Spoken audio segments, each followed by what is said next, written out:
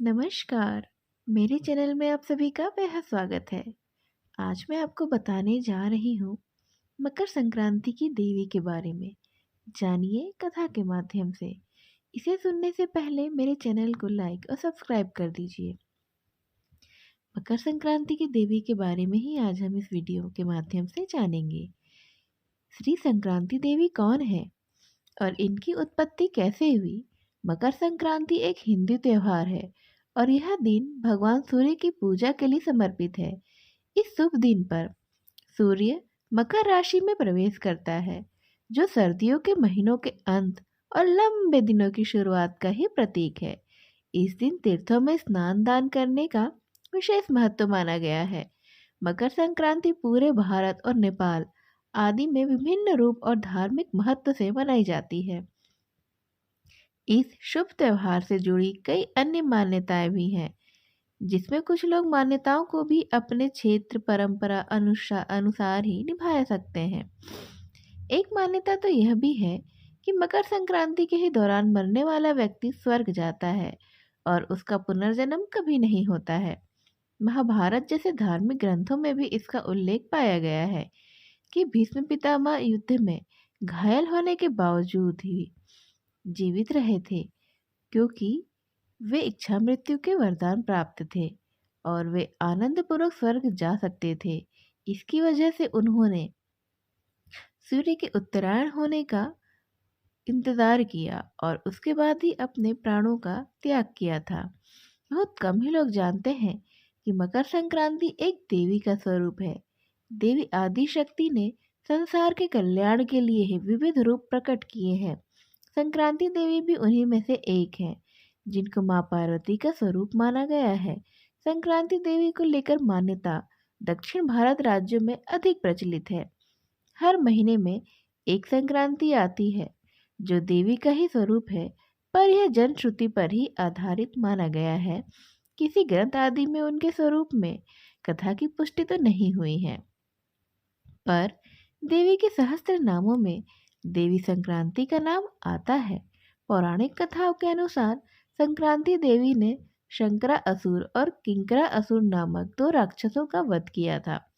इसीलिए संक्रांति देवी को दो स्वरूपों में देखा जाता है, जिनमें उनके वाहन मकर यानी मगरमच्छ, जिन्हें मकर संक्रांति कहते हैं, और सिंह, अश्व यानी घोड़ा और गज यानी हाथी पर सवार देखा जाता है। महाराष्ट्र में मकर संक्रांति देवी शंकरा सुरमर्दनी का त्योहार माना जाता है। इस दिन देवी के पूजन का भी महत्व बताया गया है। आइए जानते हैं देवी संक्रांति के अवतार की कथा। शंकरा असुर और किंकरा असुर नाम के दो असुर थे, जो बहुत ही दुष्ट थे। वे मनुष्यों का भक्षण करने वाले थे। शंकरासुर को भगवान वरुण यानी जल के देवता से वरदान मिला था कि कोई भी उसे पानी में या पानी के नीचे नहीं मार सकता। साथ ही किंकरासुर को सूर्य की किरणों को रोकने की शक्ति थी, जिससे संसार में ठंड का मौसम था। असुर माता दीति के निर्देशानुसार दोनों असुरों ने तारकासुर के वध का बदला लेने के लिए ही जल में भगवान का पालन पोषण करने वाली कृतिका को मारने का निर्णय लिया। इसीलिए दोनों असुरों ने पानी में कृतिका को मारने की कोशिश की। कृतिका ने माँ पार्वती से अपनी रक्षा की विनती की। उन्होंने असुरों से लड़ने और कृतिका को बचाने का फैसला किया था। देवी पार्वती के शरीर के एक शक्ति उत्पन्न हुई, जिसमें देवी की सवारी मकर यानी मगरमच्छ थी। दोनों असुरों को मारने के लिए पार्वती देवी ने अपने वाहन मगरमच्छ के साथ संक्रांति देवी का अवतार लिया था और शंकरा असुर से लड़ने लगी। शंकरा असुर को मगरमच्छ ने अपने में दवा पानी से बाहर निकाल लिया और देवी ने उस राक्षस का वध किया और फिर कंकरासुर नाम के दानव का भी वध किया। मकर संक्रांति के अगले दिन को कांदन या किंक्रांत कहा जाता है। इस दिन देवी ने किंकरासुर नामक राक्षस का वध किया था। माना जाता है इस दिन से ही ठंड का प्रभाव कम हो जाता है, इसीलिए इस दिन सूर्य की पूजा का भी विधान है।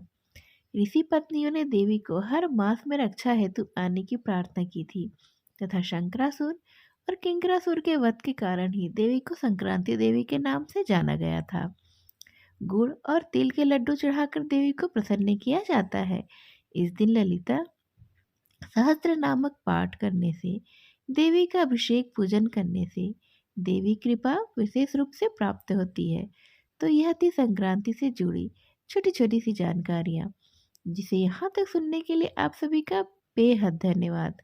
ऐसी और कथाएं और छोटी सी जानकारियाँ सुनने के लिए मेरे इस चैनल को लाइक और सब्सक्राइब कर दीजिए। धन्यवाद।